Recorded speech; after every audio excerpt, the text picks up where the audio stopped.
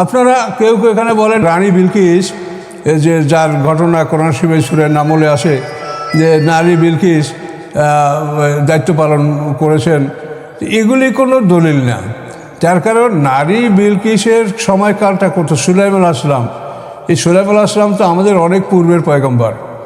সুলাইমান আলাইহিস সালামের দাউদ আলাইহিস সালামের পুত্র সুলাইমান আলাইহিস সালাম, এই তার যুগে হলো নারী বিলকিসের এই ঘটনা। তো এরপরে দাউদ আলাইহিস সালামের পরে ঈসা আলাইহিস সালাম, তারপরে মুহাম্মদ সাল্লাল্লাহু আলাইহি ওয়াসাল্লাম, তো বহু আগের কথা। কাজেই সেই আসমানি কেতাবে কি আসে সেটা তাদের বিধান, আর আমাদেরকে সেটা ইতিহাস হিসেবে শোনানো হয়েছে, সেটা তো আমাদের বিধান না। আসসালামু আলাইকুম। এক শ্রেণীর ধর্ম প্রচারকরা প্রচার করেন যে কোরআন মাজিদে নারী নেতৃত্বকে কখনো হারাম ঘোষণা করা হয়নি। তো কোরআনে নারী নেতৃত্বকে হারাম করা হয়েছে কি না সেটা আদেশগুলি দেখলেই আপনি বুঝতে পারবেন।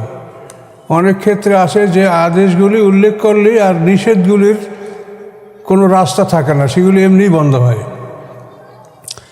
তো এভাবে নেতৃত্বের ব্যাপারে আল্লাহ তাআলা কোরআন পাকে যেটা আমাদেরকে বলেছেন, যে আল্লাহ তাআলা পৃথিবীতে খেলাফতের দায়িত্ব পালন করার জন্য তিনি খলিফা নির্বাচন করবেন, খলিফা বানাবেন। এটা আল্লাহ সূরা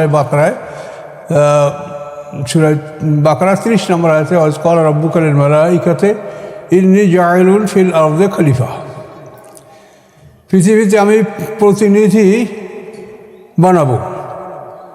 এই প্রতিনিধি বানাবার ঘোষণা দিয়ে আল্লাহ তাআলা আদম আলাইহিস সালামকে বানালেন, একটা মানুষ তিনি বানালেন।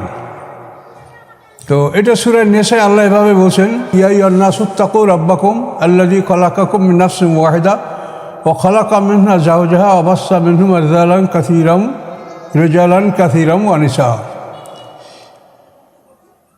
তো এখানে আল্লাহ বলছেন, হে মানব সকল ইত্তাকু রাব্বাকুম, তোমরা তোমাদের রবকে ভয় করো, যিনি তোমাদেরকে একটা মানুষ হতে সৃষ্টি করেছেন। সেই মানুষ হলো আদম। অর্থাৎ খলিফা বানানোর কথা ঘোষণা করে তিনি একটা পুরুষ মানুষ আদম সৃষ্টি করলেন। ও খালাকা মিনহা যাওজাহা, এবং সেই মানুষটা থেকেই তার জোড়া সৃষ্টি করলেন। আদম আলাইহিস সালামের দেহ থেকে, তার পাজরের হাড্ডির থেকে অংশ নিয়ে জান্নাতে বসেই আল্লাহ তাআলা মা হাওয়াকে তৈরি করলেন। ও খালাকা মিনহা যাওজাহা, তিনি তার জোড়া সৃষ্টি করলেন। তারপরে কী করলেন, বাসসা মিনহুমা রিজালান কাসীরাম ওয়া নিসা, এবং এই জোড়ার মাধ্যমে পৃথিবীতে তিনি অসংখ্য নরনারী সৃষ্টি করেছেন। তো এখানে সৃষ্টির দিক থেকে আমরা দেখতে পাই যে খেলাফতের জন্য আল্লাহ তাআলা আদমকেই সৃষ্টি করেছেন, তার থেকে এক অংশ পৃথক করে তার দ্বারা তার জোড়া সৃষ্টি করেছেন, এবং এই এক জোড়া তার আল্লাহর সৃষ্টি সব জোড়া জোড়া, এভাবে তিনি জোড়া পূর্ণ করেছেন। আল্লাহর সমস্ত সৃষ্টি জোড়া জোড়া, এটা কোরআনে আল্লাহ ঘোষণা করেছেন। তিনি একমাত্র আল্লাহ, তিনি এক, তিনি অদ্বিতীয়, কুল হুয়াল্লাহু আহাদ, তিনি এক। তিনি এক, তিনি ছাড়া সকল বস্তু জোড়া জোড়া। মানুষ এক জোড়া, নারী পুরুষ।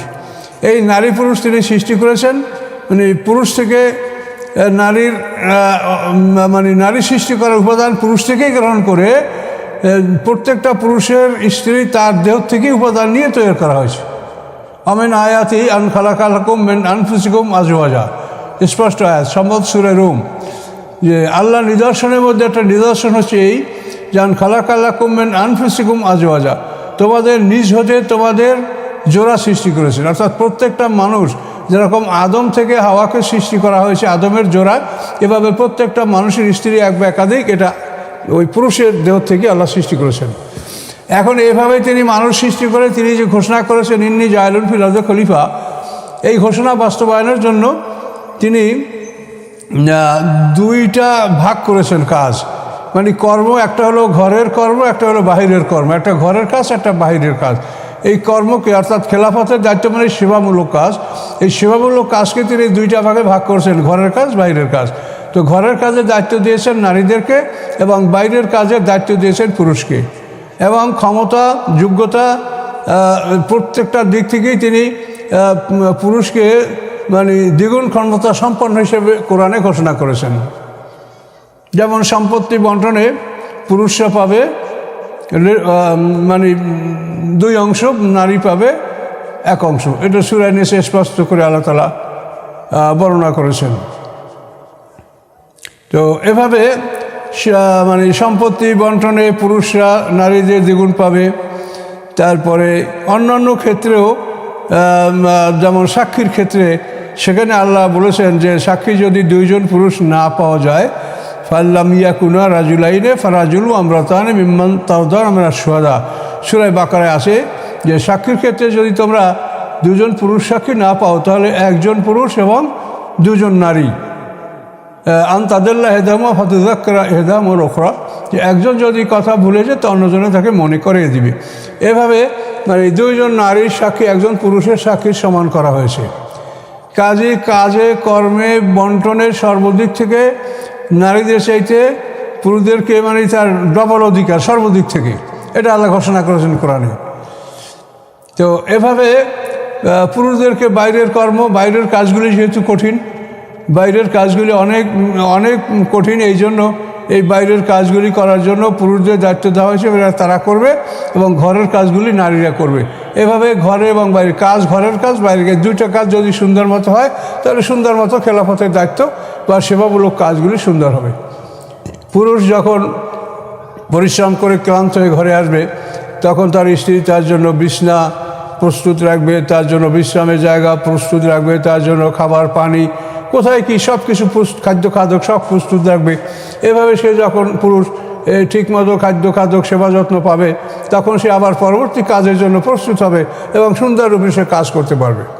কিন্তু ঘরে এসে যদি এইগুলি সে ব্যবস্থাপনা ঠিক না পায় তাহলে কোনো পুরুষ, আমরাও পুরুষ, প্রত্যেকে চিন্তা করে দেখেন তাহলে কেউই তার সঠিকভাবে দায়িত্ব পালন করতে পারবে না। কাজে খেলাফতের সঠিক দায়িত্ব পালন করার জন্যই আল্লাহ তাআলা ঘরে এবং বাইরে নারী এবং পুরুষ এদেরকে কর্ম বন্টন করে দিয়েছেন এবং এটা সম্পূর্ণ আল্লাহর ঘোষণা। এটা আল্লাহ, যা আমরা বলছি একটা কথাও আল্লাহ বলেন নাই তা আমরা বলছি না, আল্লাহ যা বলছেন সেখানে আল্লাহ তাআলা পরিষ্কারভাবে বলেছেন যে অকাররাফি বুয়ুতুকুন্না, নারীরা ঘরে অবস্থান করবে, তারা ঘরে অবস্থান করবে, এটা আল্লাহর হুকুম। তারপর বাইরে চলতে গেলে তারা কিভাবে চলবে সেটাও বলা আছে যে তারা স্বাভাবিক পোশাক পরার পরে মাথার উপরে বড় চাদর পরবে এবং সেই চাদর সামনে টেনে দেবে, ইউদ্দিন আলাইহিম মিন জালাবিবিহিন্না। তো এই সমস্ত সূরা আহজাবে আল্লাহ তাআলা এই ঘটনা, এই নির্দেশ আল্লাহ নাযিল করেছেন। এখন কোরআনে নিষেধ নাই, আদেশ যা আসে তাতেই আর নিষেধের প্রসঙ্গ এখানে আর দরকার নাই। আদেশ কি? যে আর রিজালু কাওয়ামুনা আলান নিসা, সূরা নিসার এই আয়াত হলো 34 নম্বর আয়াত সূরা নিসা, যে আর রিজালু কাওয়ামুনা আলান নিসা, পুরুষরা নারীর উপরে কর্তৃত্ব করবে। পুরুষরা নারীর উপরে নারীর কর্তা, নারীদেরকে নিয়ন্ত্রক। এই নিয়ন্ত্রক হলো পুরুষরা নারীদেরকে নিয়ন্ত্রণ করবে। তাহলে এখন পুরুষরা যদি নারীদেরকে নিয়ন্ত্রণ করে, পুরুষরা যদি তাদের কর্তা হয়, তাহলে নারীদের নেতৃত্বের কথাটা আবার আপনি কোথায় পাবেন? কাজী করে যেটা আদেশ আছে সে আদেশটা মানলেই আপনি যা নিষেধ চাচ্ছেন সেটার আর প্রয়োজন হয় না, যেহেতু নারীদেরকে পুরুষদের আনুগত্য করার জন্য তা আল্লাহ তাআলা সরাসরি আদেশ দিয়েছেন। আর রিজালু কাওয়ামুনা আলান নিসা বিমা ফাদ্দালাল্লাহু বা'যুহুম আলা বা'য, যে আল্লাহ তাআলা একজনকে অন্যজনের উপরে যে অনুগ্রহ দান করেছেন এই হিসেবে আল্লাহ পুরুষদের উপরে বেশি অনুগ্রহ দান করেছেন। কাজে পুরুষরা এই কর্তৃত্ব করবে, এই হুকুম। এগুলো যদি আমরা স্বাভাবিকভাবে পালন করি তাহলে নারীদেরকে আর বাইরে বের হওয়ার মতো বা বাইরের কাজ করার মতো আমরা কোনো সুযোগ বা এটা কোরআনে যেটা বলেছে এর বাইরে আমরা কিছুই তেমন পাচ্ছি না। আপনারা কেউ এখানে বলেন রানী বিলকিস, যে যার ঘটনা কোরআন শরীফে সূরা নামলে আসে যে নারী বিলকিস দায়িত্ব পালন করেছেন, এগুলি কোনো দলিল না। তার কারণ নারী বিলকিসের সময়কালটা করতো সুলাইমান আলাইহিস সালাম। এই সুলাইমান আলাইহিস সালাম তো আমাদের অনেক পূর্বের পয়গম্বর। সুলাইমান আলাইহিস সালামের দাউদ আলাইহিস সালামের পুত্র সুলাইমান আলাইহিস সালাম, এই তার যুগে হলো নারী বিলকিসের এই ঘটনা। তো এরপরে দাউদ আলাইহিস সালামের পরে ঈসা আলাইহিস সালাম, তারপরে মুহাম্মদ সাল্লাল্লাহু আলাইহি ওয়াসাল্লাম, তো বহু আগের কথা। কাজেই সেই আসমানি কেতাবে কী আছে সেটা তাদের বিধান, আর আমাদেরকে সেটা ইতিহাস হিসেবে শোনানো হয়েছে, সেটা তো আমাদের বিধান না। আমাদের বিধান হচ্ছে আল কোরআন। আর পূর্ববর্তী কিতাবের যে সমস্ত আইন কানুনগুলো আমাদের জন্য আল্লাহ পছন্দনীয় মনে করেছেন, সেগুলি কোরআনের মধ্যেই তিনি ইনক্লুড করেছেন, কোরআনের মধ্যে সেগুলো যোগ করে দেওয়া হয়েছে। কিন্তু আমাদের পিছনের কিতাব আর খুঁজতে হবে না। তাহলে এই জন্য এই সমস্ত খোরা দলিল এগুলো আপনাদের পেশ করা ঠিক না, এগুলো দ্বারা সমাজকে বিভ্রান্ত করা। যে রানী বিলকিস রাজত্ব করেছেন, রানী বিলকিস রাজত্ব করেছে, সেটা কোরআনের কোথায় আছে আপনি দেখান। রানী বিলকিস যখন সে তো সে এবং তার জাতি সূর্য পূজা করতো, এটা কোরআনে আছে। এবং সে সাবা মুলুকের শাসক ছিল, তার পূর্বপুরুষ 40 পুরুষ রাজবংশ, তারা বিরাট একটা বংশী হলো, মানে এটা খুব বড় একটা ডাইনেস্টি, একটা রাজবংশ খুব বড় তাদের। তো রানী বিলকিস যখন সুলাইমান আলাইহিস সালামের কাছে আসলেন, উপস্থিত হলেন, এবং সুলাইমান আলাইহিস সালাম তার জন্য যে প্রসাদ নির্মাণ করেছিলেন, যেটা গ্লাস দ্বারা মোজাইক করা ছিল, সেখানে প্রবেশ করতে গেলে রানী বিলকিস মনে করলেন যেন এটা সম্পূর্ণ গভীর পানি। তখন তিনি পায়ের পোশাক উন্মুক্ত করলেন এবং সুলাইমান আলাইহিস সালাম বললেন যে হাযা সারহু মুমাররাদুম মিন কাওয়ারির, এটা এমন একটা অট্টালিকা প্রসাদ যেটা সীসা দ্বারা, গ্লাস দ্বারা সেটাকে মোজাইক করা হয়েছে। তখন রানী বিলকিস বললেন আসলামতু মা সুলাইমান লিল্লাহি রাব্বিল আলামিন, আমি সুলাইমান আলাইহিস সালামের সাথে রব্বুল আলামিনের দরবারে আত্মসমর্পণ করলাম। তো এই কথা হলো শেষ কথা। এরপর রানী বিলকিস কি রাজত্ব করেছে কি না করেছে কোনো কথা আর কোরআনে নাই। তা আপনি কি করে এটা বললেন যে রানী বিলকিস রাজ্য শাসন করেছে, এই জন্য এটা নারী নেতৃত্ব যায়? যে আপনার এই কথাটার প্রমাণটা কি? আপনি কোরআন দেখাইতে পারবেন যে রানী বিলকিসের এই কথার পরে তার জীবন ইতিহাসের কোনো একটা শব্দ কোরআনে আসে? নাই। তাফসীরের কথা আমরা অনেক সময় ব্যবহার করি বা করেন, সেটা কোনো আপত্তি নাই, কিন্তু সে কথাগুলি তো আপনার মানে যুক্তিসঙ্গত হতে হবে। রানী বিলকিস রাজত্ব করছে কি না সেইটা কি আপনার জন্য দলিল? তারপর আপনারা কেউ বলেন আমাদের দেশেও তো নারী নেতৃত্ব ছিল। তা আমাদের দেশে নারী নেতৃত্ব ছিল, এই জন্য কি এটা নারী নেতৃত্ব এটা জায়েজ করবে, এটা নারী নেতৃত্ব বৈধ হবে, এটা বলার কারণ এটা দলিল? এ ধরনের কথা বলা এটা ঠিক না। আল্লাহ বলছেন যে কথা, আমরা সেটা আপনাদেরকে বলছি। কে মানবে কে না মানবে সেটার দায়িত্ব আমাদের না, আমাদের কাজ হলো প্রচার করে দেওয়া। আল্লাহ বলছেন নারীর অর্ধেক, আপনি বলেন সমান সমান। যদি সমান সমান বলেন তার নারীদের উপরে এটা ওভারলোড হবে। যে মেকার, যে ইঞ্জিনিয়ার, যে গাড়িটাকে তৈরি করছে, সে যদি বলে যে এই গাড়ির লোড হলো 2 টন আর এইটার লোড 1 টন, কিন্তু আপনি যদি এখন গাড়ির চালক, কারণ আপনি যদি বলেন যে না আমি 1 টনটা ওটা আমি 2 টন চালাবো, তা তো আপনার ওই গাড়ি নষ্ট হবে, ওই গাড়ি সঠিকভাবে সার্ভিস দিবে না, এবং তার যে লংজিভিটি, তার যে একটা মানে পিরিয়ড ছিল, সেই পিরিয়ড পর্যন্ত সেই গাড়ি যাবে না, এর আগে সে ধ্বংস হবে। কাজে নারীদের ক্যাপাসিটি যা, তার চেয়ে যে আপনি তাদেরকে পুরুষের সমান করেন, তাহলে এটা তো আল্লাহর আইনের ব্যতিক্রম আপনি করলেন। নারীরা তো পুরুষের সমান লোড বহন করতে পারবে না। এখন গাড়ির ইঞ্জিনিয়ার আবিষ্কারক সে বলছে টায়ার ভিতরে থাকবে, টিউব বাইরে থাকবে, আর আপনারা যদি বলেন যে না টিউব বাইরে থাকবে টায়ার ভিতরে থাকবে, সেটা আপনাদের ব্যাপার। আপনারা যেভাবে গাড়ি চালাতে পারেন চালান। কাজেই আল্লাহর যে সৃষ্টির নিয়ম সেটা হলো তিনি এই মহাবিশ্বের স্রষ্টা, মহাবিশ্বের শান্তি শৃঙ্খলা স্থায়িত্ব এটা সব কিছু তার বিধানের উপর নির্ভর করে। তার বিধান যতই অমান্য করা হবে পৃথিবী ততই ধ্বংসের দিক এগিয়ে যাবে। তার বিধান যতই অমান্য করা হবে পৃথিবীর ধ্বংস ততই কাছে আসবে। কাজে এই জন্য আপনাদের এগুলো চিন্তা করা উচিত যে আপনারা নিজেরা এরকম বানিয়ে বানিয়ে কথা বলবেন না যে বাংলাদেশে মহিলা নেতৃত্ব ছিল এই জন্য মহিলা নেতৃত্ব জায়েজ, রানী বিলকিস নেতৃত্ব করছে। কিন্তু আল্লাহ কোরআনে যে বলছে সেটার ব্যাপারে আপনি কি বলবেন? কোরআনে যে নারীদের রয়েছে যে কারনাফি বুয়ুতুন, ঘরে থাকবে, আর পুরুষরা নারীদের কর্তা, এই সমস্ত কথা কি মানতে হবে না? কাজে এই সমস্ত কথা যদি আপনি মানেন তাহলে অবশ্যই দেখবেন যে তাদের নেতৃত্ব করার অধিকার নাই, এটা আর বলা লাগবে না। এই কথাই প্রমাণ করে যে তাদের কর্তা হলো পুরুষরা তাদেরকে নিয়ন্ত্রণ করবে। কওয়ামুনা, পুরুষরা তাদের নিয়ন্ত্রক, তাদের কর্তা। কাজে এই জন্য নারী জাতিকে নিয়ে আমরা যেটা বাড়াবাড়ি করছি, এতে আমাদের আসলে আমাদের জাতির ক্ষতি। একজন মা, একজন নারী, সে যদি ঘরে বসে তার সন্তানকে সঠিকভাবে লালন পালন না করতে পারে, সঠিকভাবে সন্তানের যত্ন নিতে না পারে, তাহলে এই সন্তানরাই তো আমাদের ভবিষ্যৎ। তাহলে সুন্দর পরিবার, সুন্দর সন্তান এটা গড়ে উঠবে না। কাজী মায়ের ঘরের মধ্যে বহুত বড় দায়িত্ব আছে।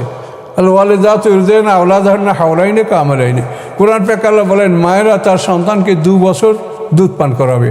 এখন যদি এদেরকে বাইরের কাজে আপনি পুরুষের সমান তালে কাজে নেন, তাহলে এই 2 বছর তারা দুধ পান করাবে কীভাবে সন্তানকে? কীভাবে তারা এই সন্তানের সেবা যত্ন করবে? আর সন্তান সুন্দরভাবে গড়ে ওঠার জন্য যে তার মানে মাতৃ কোরর থেকে আরম্ভ করে তার যে জীবনটা সামনে অগ্রসর হবে, এটার মূল মানে তার জীবনের ফাউন্ডেশন এটা তো মায়ের কোল থেকেই হবে। সেই মায়ের কোলেই সে সেবা যত্ন থেকে যদি বঞ্চিত হয়, তাহলে এর পরিণাম আমাদের ভবিষ্যতে একটা দুর্বল সমাজ সৃষ্টি হবে। কাজে এই জন্য কোরআনে যা বলছে সেই কথাগুলোই মানা উচিত। নারীদের নানা সমস্যা আছে। সন্তান ভবিষ্যতে তাতে তাদের প্রায় 40 দিন পর্যন্ত ছুটি কাটানোর প্রয়োজন হতে পারে। প্রতি মাসে তাদের 3 থেকে 10 দিন পর্যন্ত অপবিত্র অবস্থায় তাদের কাটানো লাগতে পারে। এ ধরনের সমস্যা নারীদের আছে, এটা পুরুষের নাই। এই জন্যই আল্লাহ তাআলা তিনি সৃষ্টিকর্তা, তিনি বিবেচনা করে নারীদেরকে পুরুষের অর্ধেক পরিমাণ মানে সমস্ত কাজে কর্মে ভাগে বন্টনে নারীর দ্বিগুণ আল্লাহ তাআলা পুরুষের জন্য নির্ধারণ করেছেন। কাজে এই হিসেবে আল্লাহ যেটা বলেছেন আমরা সেটাই বলবো। কাজে সমাজে নারী পুরুষের সমান অধিকার এটা আপনি কোথার থেকে বলছেন? আপনি কি সৃষ্টিকর্তা? যে সৃষ্টিকর্তা সে বলছে না সমান অধিকার নয়, অর্ধেক। কেন আপনি বলবেন যে না এটা ভুল হয়েছে? যদি সেটা আপনি বলতে চান তো আপনি বলতে পারেন, কিন্তু সেজন্য আপনি আল্লাহর কাছে আপনাকে জবাবদিহি করতে হবে। তো সর্বমোট কথা হলো নারীদের ব্যাপারে আল্লাহর কোরআন যা বলছে সেই 2টা কথার উপরে আপনি গুরুত্ব যদি দেন, যে এক হলো তাদেরকে বলছেন আল্লাহ তারা যেন ঘরে অবস্থান করে, কারনা ফি বুয়ুতিকুন্না, তোমরা তোমাদের ঘরে অবস্থান করো। আর বলছেন আর রিজালু কওয়ামুন আলান নিসা, যে পুরুষরা নারীদের কর্তা, নারীদের নিয়ন্ত্রক। কাজেই নারীরা তাদেরকে নিয়ন্ত্রণ করবে। তো এই জন্য আপনারা কোরআনে যেভাবে আছে সেভাবেই মেনে চলা আমাদের জন্য কর্তব্য। কোরআনে যা আছে সেটি আমরা মানুষের কাছে পৌঁছে দেব। কাজে এগুলো যদি আপনারা কোরআন থেকে চিন্তা গবেষণা করেন তাহলে অনেক কিছু রেজাল্ট বের হয়ে আসবে। যেমন দেখেন 2 জন নারীর সাক্ষীর সমান 1 জন পুরুষের সাক্ষী, তাহলে ভোটও তো একটা সাক্ষী। তো সেখানে 1 জন নারী 1 জন পুরুষের ভোট এটা যে সমান হবে তাও তো ইসলামী আইনে বলে না। ইসলামীতে বলা যে নারীর 2 জন নারীর সমান যদি 1 জন পুরুষের সাক্ষী হয়, তাহলে 2 জন নারীর ভোট একটা পুরুষের ভোটের সমান হওয়া উচিত। এগুলি আপনারা কোরআন থেকে বিবেচনা দেখেন। যারা মুফতিরা আছে, যারা ইমাম আছে, তারা এটা বিবেচনা করেন যে কোরআনে যেহেতু স্পষ্ট বলা আছে যে যদি 2 জন পুরুষ সাক্ষী তোমরা না পাও, হ্যাঁ, যদি তোমরা মাস্তাশিদুর শাহিদাইনে মির রিজালিকুম ফাল্লাম ইয়াকুনা রাজুলাইনে ফারাজুলু আমরাতানে মিম্মান তারদাউনা মিনাশ শুহাদা, এই যে সূরা বাকারা শেষ দিকের আয়াতটা বলা আছে যে তোমরা 2 জন পুরুষ সাক্ষী না পেলে 1 জন পুরুষ এবং আর 1 জন পুরুষের পরিবর্তে 2 জন নারী। তাহলে এখানে বোঝা যায় যে নারীর সাক্ষী পুরুষ সাক্ষী সমান নয়। 1 জন পুরুষের সাক্ষী সমান 2 জন নারীর সাক্ষী। তাহলে একজন পুরুষের ভোট সমান 2 জন নারীর ভোট, তাহলে 2 জন নারীর ভোটের সমান 1 পুরুষের ভোট। এটা তো হওয়া উচিত। কাজে কোরআন যা বলে সেগুলি আপনারা সঠিকভাবে মানুষকে বলবেন, এটি আমাদের দাবি। আর এই সমস্ত কাল্পনিক কথা মানুষের মধ্যে প্রচার করা, এটা আপনারাও আল্লাহর কাছে দায়ী থাকবেন।